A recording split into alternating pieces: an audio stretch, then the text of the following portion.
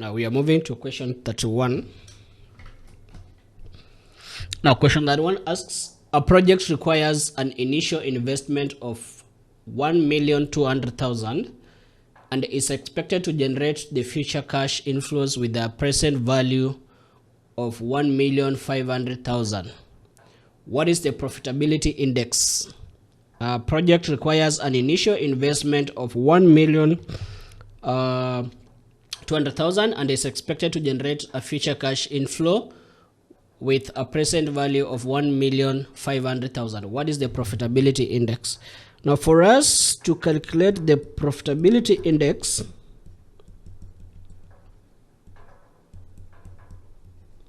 we say profitability index equals to the present value of future cash inflow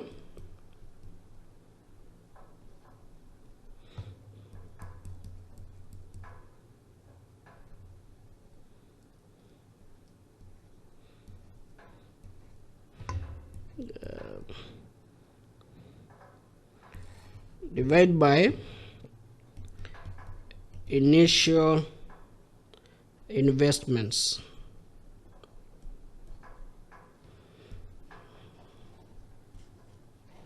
Now let me just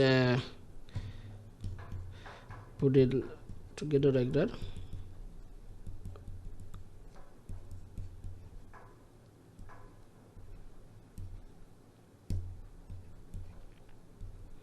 So profitability index equals to present value of future cash inflow as divided by initial investment. Now we have been given that in the question, we have been given that the present value for future cash inflow equals to, we have been told the present value is 1,500,000. And then we have been told the initial investment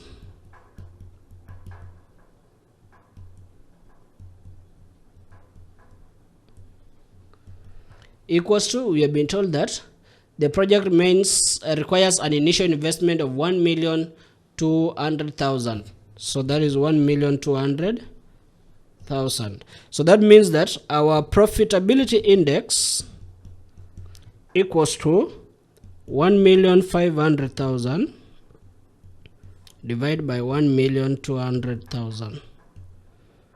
So you can cancel that. That means that is 5 divided by 4. So if you calculate that, you will get our profitability index is 1.25. So 1.25, which is option B, 1.25 is the right answer in this part. Now let's move on to the next question. Question number 32. Shareholder wealth in a firm is represented by number of people employed in the firm, book value of the firm's assets, less book value of its liabilities, market price per share of the firm's shares, amount of salary paid to employees. It's represented by C, the market price per share of the firm's shares. Now, when you talk about the market price per share of the firm's shares, now shareholder wealth refers to the value that shareholders derive from owning shares in the company. So the most direct measure of this is shareholder wealth equals to the market price per share times the number of shares owned in a given or in that specific company. So shareholder wealth refers to the economic value that the shareholder derives from owning a company's stock. So it is the best, it's the best represented by the market price per share, which is reflecting the investors' expectations of future cash flows. Also, it's best represented by the total market capitalization, which represents, which is the share price times the number of outstanding shares. So this is because shareholders are residual claimants, which means that they benefit from increases of the firm's value. The stock price incorporates all available information about the firm's profitability, growth, and risk. Now, if you look at the other options, number of people employed in the firm. While employment levels indicate the firm size, they do not measure the shareholder wealth. A company can have many employees but still be unprofitable. When you talk about the book value of the firm's assets less the book value of its liabilities, this is an accounting book value of equity, not shareholder wealth. Book value is based on the historical cost, whereas market value reflects the future earnings potential. When you talk about the amount of salary paid to employees, salaries are expenses, not a measure of shareholder wealth or value. So the higher salaries may even reduce the profits available to the shareholders. So the best answer is that the shareholders' wealth means that the market price per share of the firm's shares. Now, question number 33.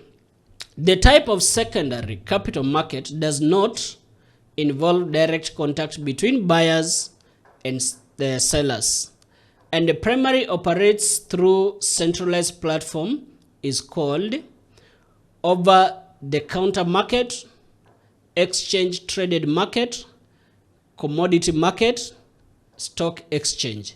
It refers to as exchange trade market. Now, when you talk about exchange trade market, an exchange traded market is a type of secondary capital market where securities are bought and sold via centralized platform such as the stock exchanges, like for example Nairobi Stock Exchange. So the buyers and sellers do not interact directly. Instead, trades are executed through brokers and electronic systems. So this will include, like for example, I've said the Nairobi Securities Exchange. Also, you can talk about the New York Stock Exchange. They are very common. This market ensures transparency, standardization, and liquidity. So because transactions are held through the exchange, participants don't negotiate directly. So the platform matches buy and sell orders automatically in that aspect. But when you look at the other options, when you're talking about over-the-counter market, in the over-the-counter market, trade happens directly between parties, often without centralized platform. Common for unlisted or less liquid securities such as derivatives, small cap stocks, or even bonds. When you talk about commodity market, this involves trading of physical or the derivative contracts on commodities like oil, gold, wheat, and the likes. So this can be exchange traded like Chicago, Mercantile, and all those. When you talk about the stock exchange, you are talking about, this is a specific example of an exchange trade market in that. So while correct in the concept, it is less generally than the exchange trade market and does fully answer the question asking the type of market. So the best answer is the exchange trade market. Question number 34. Which one of the following is not a source of working capital? Commercial paper, discounting bills, unsecured term loans, bank overdraft. The best answer is unsecured term loans. So unsecured term loans are typically medium to long-term sources of finance. So they are often used for capital expenditures like purchasing equipment, real estate, or expansion. They are not for day-to-day operation needs. So working capital is used to finance short-term needs such as inventory, receivables, and even wages. So, since term loans are not usually repayable within a short period, they are not considered a direct source of working capital. So if you look at the commercial paper, this is a short-term unsecured promissory note issued by companies to raise the funds for working capital. So maturity typically ranges from a few days within a year or to a year. Discounting bills, this is when a business sells its accounts receivable to a bank at a discount to receive the immediate cash. It provides quick liquidity, making it a common working capital tool. When you talk about a bank overdraft, this is a short-term credit facility allowing the business to withdraw more than its account balance. So commonly, it's used to manage the cash flow and meet the working capital gaps. So the best answer is the unsecured term loans. Question number 35. The debt ratio is a measure of a firm's The debt ratio is a measure of a firm's leverage. So the best answer here is A. Now, when you talk about leverage, leverage is the debt measure ratio measures the proportion of a company's assets that are financed through debt. It is calculated as debt ratio equals to total debt divided by total assets. So it shows the extent to which a firm is leveraged. That means that how much it relies on debt to finance its operations. So a higher debt ratio indicates greater financial leverage, meaning that the company is using more borrowed funds relative to its assets. If you talk about profitability, this measures the ratios like net profit margin, return on assets, and even return on equity. The debt ratios does not indicate how profitable the company is. If you talk about liquidity, this assesses the company's ability to meet short-term obligations. This measure is measured by current ratio or quick ratio. So the debt ratio looks at long-term financial structure and not the short-term liquidity. When you talk about efficiency, this relates how well a company utilizes its assets to generate income. Common ratios include like inventory turnover, asset turnover, and the like. So debt ratio does not reflect operational efficiency. Question number 36. Which one of the following is a major limitation related to usage of ratios when reviewing a firm's performance? Which one of the following is a major limitation related to usage of ratios when reviewing a firm's performance? A, is it ratios reveals difference in policy and performance between years? Ratio can be used to compare firms that are in the same industry. If one sells, firms are higher than another firm. Financial ratios are designed for use by creditors and not for managers. Different accounting practices between firms can distort comparison. The best option is D, whereby we are being asked which one of the following is a major limitation related to usage of ratios when reviewing the firm's performance. It means that different accounting practices between firms can distort comparison, meaning that a major limitation when using financial ratios to assess the firm's performance is that different firms may use different accounting methods, which can lead to distorted or misleading comparison between the firms. Like for example, of the difference include inventory valuation methods can be used FIFO versus LIFO, the first in, first out versus last in, first out. Depreciation methods, you can use straight line methods, others can use the reducing balance. So it becomes confusing. Revenue recognition policies, all the likes. So these variations can significantly affect the key features or key figures like the net income, the asset values, and even the expenses, which in turn affect the ratios like return on assets, debt equity, current ratios, and all those. So comparing two firms with different accounting policies may not provide a true apples to apple comparison. If you look at the other options, ratio reveals difference in policy and performance between years. This is actually a benefit, not a limitation. Ratios can help track performance over time, showing the trends and changes.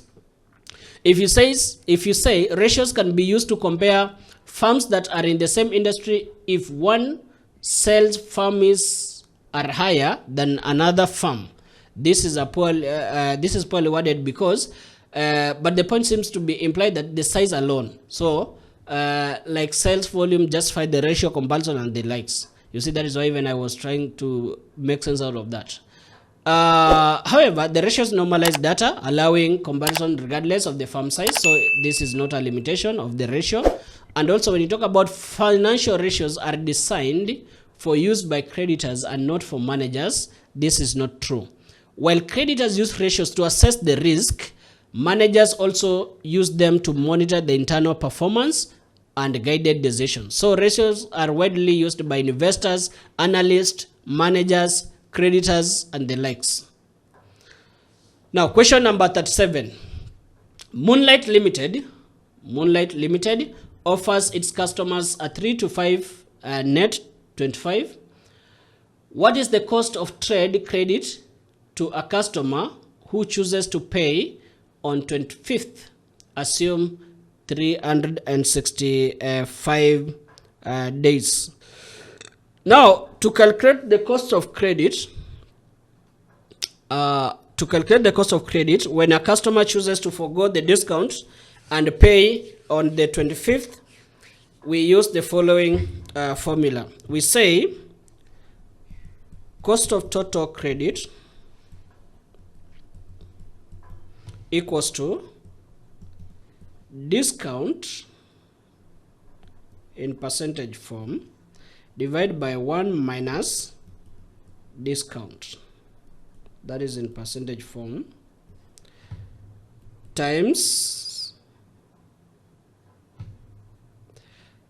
365 days, then days beyond discount period.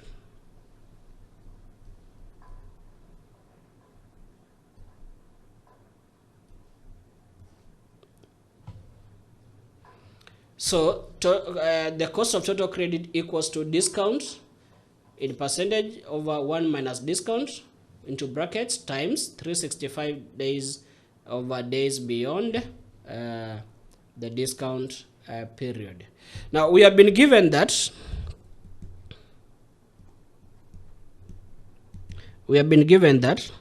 credit terms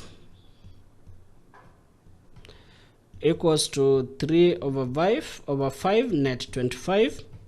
This means that what this means is that a 3% discount if paid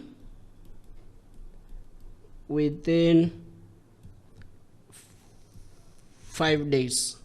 3% discount if paid within 5 days. So the full payment is due in 25. The full payment is due in 25.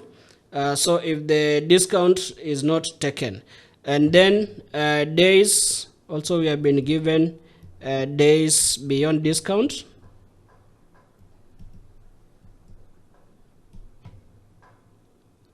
Days beyond discount because they paid he paid on 25. We are told that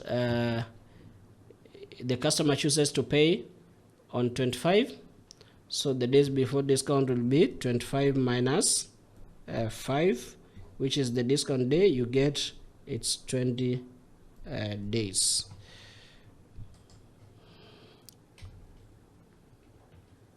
So our cost of trade credit equals to, so we have our discount is 3%, so that is equivalent to 0.03 over 1 minus 0.03 times 365 over 20 days.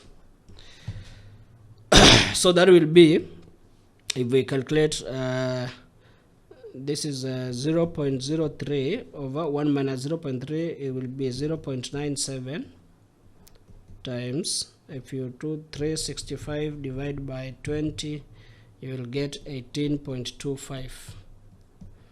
So 0.03 divided by 0.97, you will get 0.5645 times, 0.03 times 0.97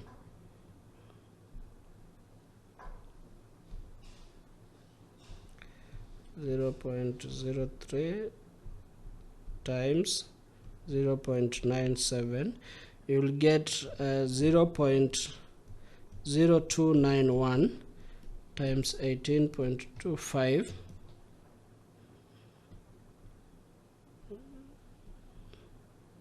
So you are going to get 0.53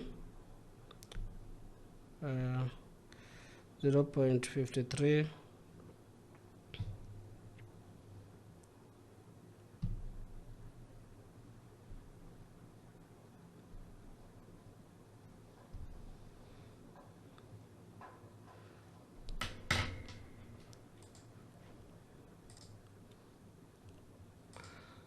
Now I will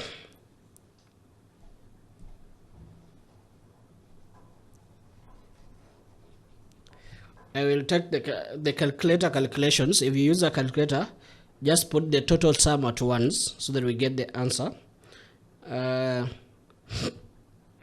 0. Into brackets 0.03 divided by 0.97 close brackets times 18.25. You will get 0.56443. That is 3. If I can round it off, so so that we get in terms of percentage, that is the same as 56.44. So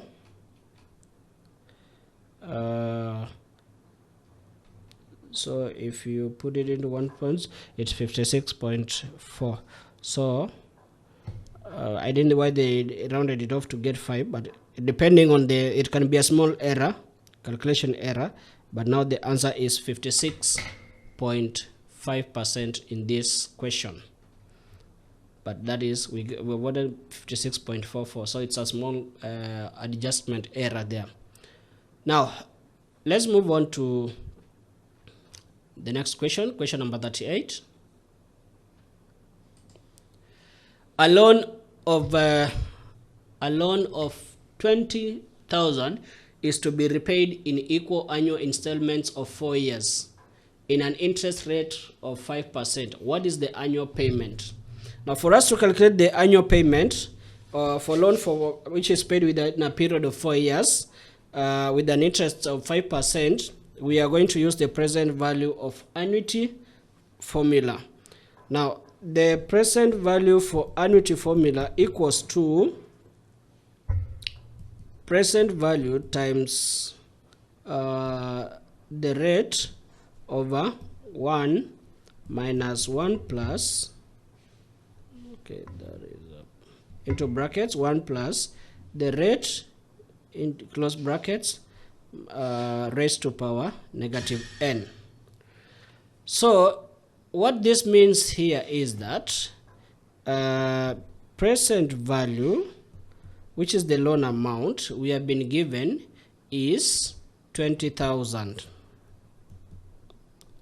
We have been told the annual rate is 5%, and we have been told that the number of years is 4 years. That is the period we have been given of installment over 4 years. So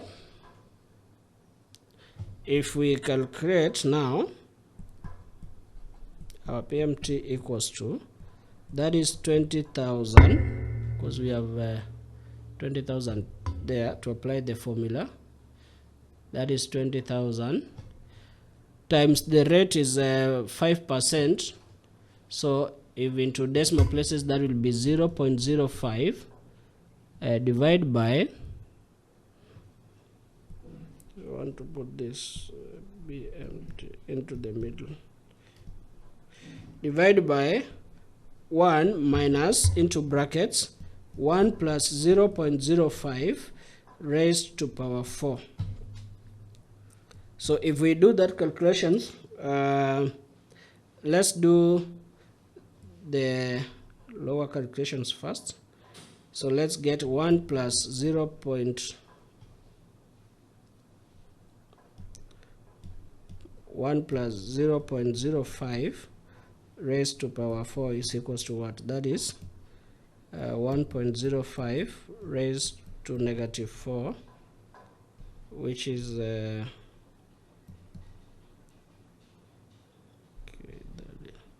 brackets 1.05 raised to negative 4, which is 0.8227.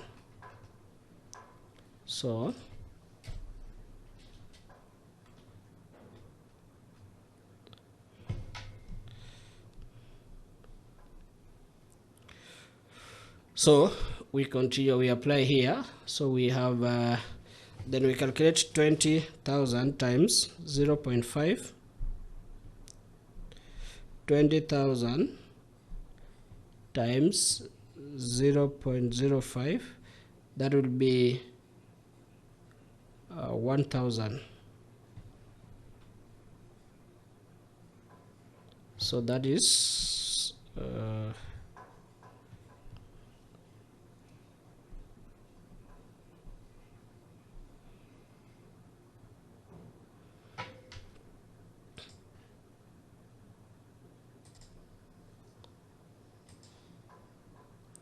so this is we have gotten that. So we will be, that will be 20,000 times 0.05 divided by 1 minus 0.8227. So that will be equals to 20 times 0.05, that will be 1,000 divided by 1 minus 0.8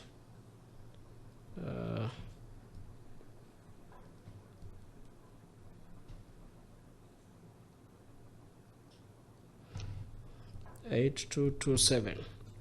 So here we are going to have 1,000 divided by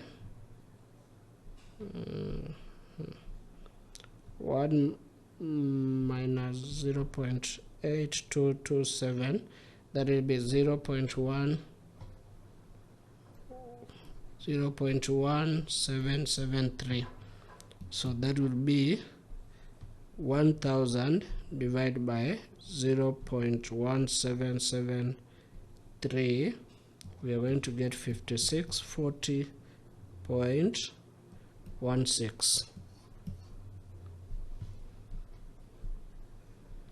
5640.16. So 5640.16.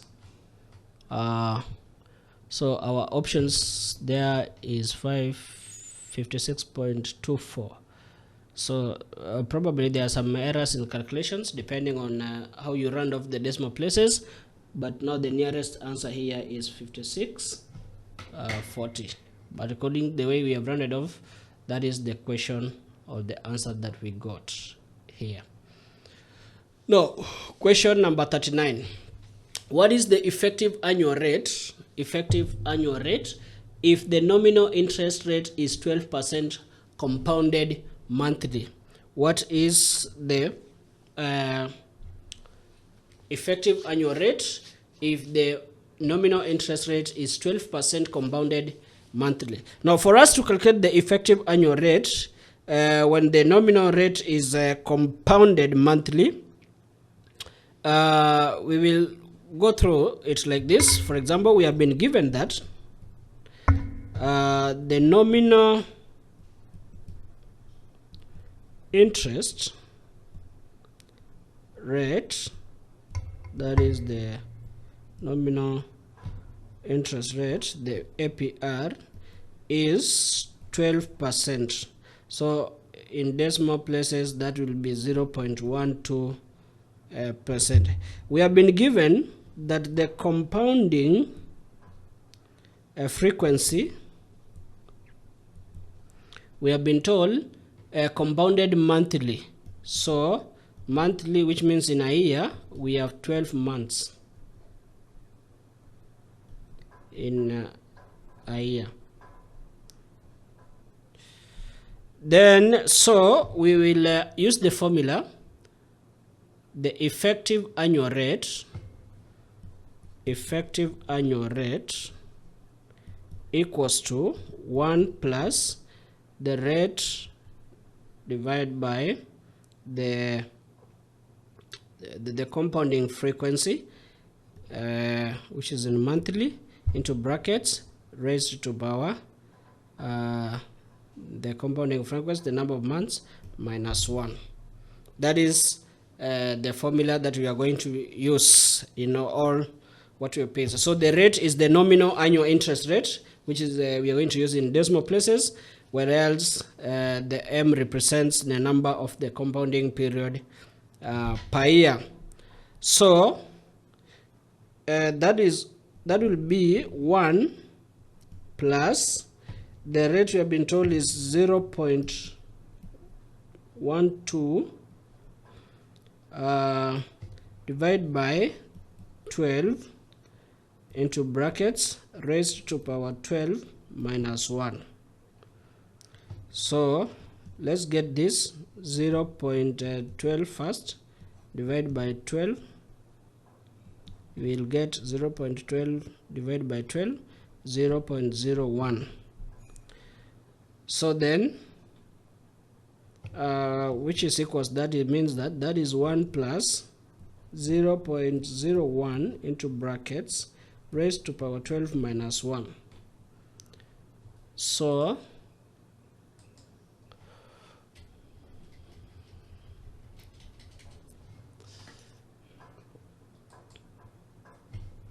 which is equals to 1 plus 0.1, that will be 1.01 raised to power 12 minus 1. So 1.01 raised to power 12 equals to 1.01 raised to power 12 equals to 1.126825 minus 1. So you will get this 1 month base, you will get 0.126825. In terms of percentage, if you times 100, that will be 12.68% into two decimal places. So that it will be our effective annual rate, 12.368. No, 12.68. So the option 12.68 is B. So B is our answer. Number 40. Dreams Limited issued a debenture with a face value of 1,000 shillings, a coupon rate of 8%, and a maturity of 10 years. If the required rate of return is 6%, what is the present value of this debenture? Dreams Limited issued a debenture with a face value of 1,000, a coupon rate of 8%, and a maturity of 10 years.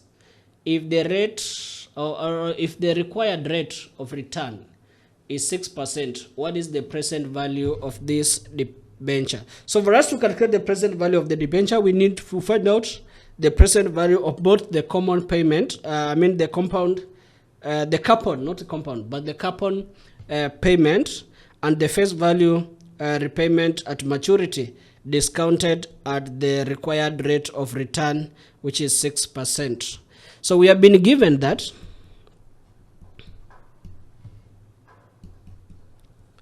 the face value into brackets equals to 1,000 shillings. That is what we have been told. The coupon rate equals to 8%. This is the annual, so that is the coupon rate. Now, which means that if you are supposed to look at the annual coupon payment, that now is going to be probably, that will be 8% times 1,000. So you'll get, that is 0.08 times 1,000. You will get 80 shillings. And then, of course, maturity. We have been told that maturity will be, we have been given the maturity of 10 years. So maturity will be 10 years. And of course, the required rate of return, required rate of return, required rate of return, we have been asked that if the required rate of return is 6%, so that is 6%, 6% or 0.06, 6% or 0.06 is the same thing. Now, what you're going to do here, we will start by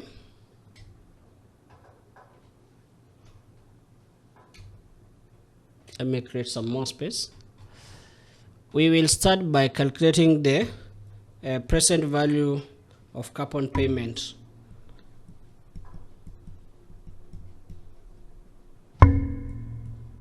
Of coupon payment, that is in terms of annuity. Now, the coupon payment for form an annuity, the coupon payment form an annuity. So the formula for the present value of annuity will be, so we have the present value, that is for coupons, will be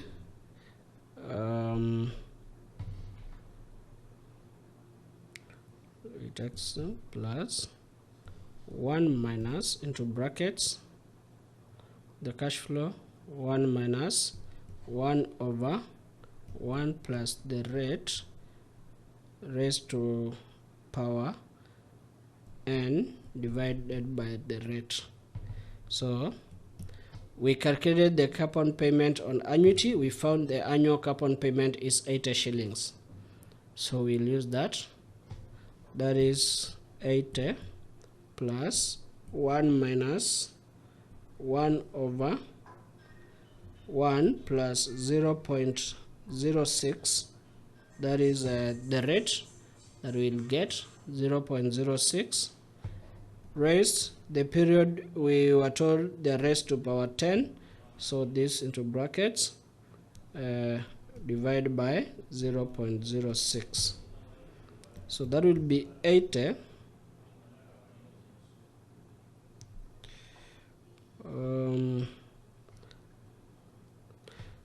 In fact, let me give it a correction. This is supposed to be times. We times, we don't add. We don't add. We times. So that will be 80 times. If we take, let's see, 1 plus 0.06, that is 1.06, raised to power 10, you get that. So that will be 1 minus 1 over 1.790848. So you divide by 0.06. So that will be 80 times, if we calculate that, that will be 1 minus, so let's 1 divided by 1.790848, you'll get 0.558395 divided by 0.06. So that will be 80 times 1 minus 0.558395 equals divided by 0.6. So you will get, no, we put it equally so that we get the right answer. 1 minus 0 into brackets 1 minus 0.558395 close bracket divided by 0.06. We'll get 7.360087. So if we times 80, we will get 588.81. So that is the present value for coupons. Let's now get, now we will get the present value at a lump sum. Present value of face value. Now let's get the present value of face value. So the present value of face value equals to the face value divided by 1 plus the rate raised to power n. So that will be, we have been told the face value we were given was 1000, and so we will talk, that is 1000 divided by 1 plus 0.06 raised to power n. So that will be, of course we got no, the n, this n is now we are using figures, now we are not applying the, this n is 10. So if we calculate 1 plus 0.06 to brackets raised to power 10, you'll get 1000 divided by 1.790848. So if we divide that, 1000, we get 558.39. 558.39. So for us to get the total now, for us to get the total present value of the debenture, that now will be the present value for the debenture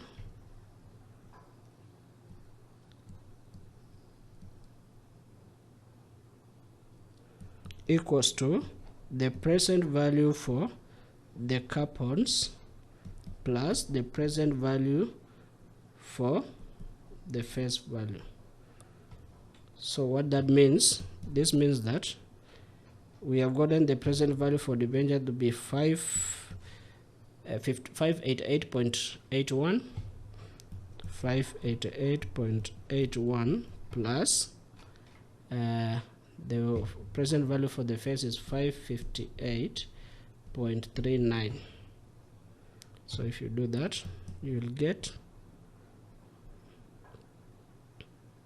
if you add that, you will going to get 1147.20 1147.20. So that becomes our answer, 1147.20. So the answer is A, although there are some small errors here that are majorly brought by decimal places when you round off, depending on how you round off. But that is now a small difference on that. So that is it for that batch. Before we move to the next batch of the set of questions.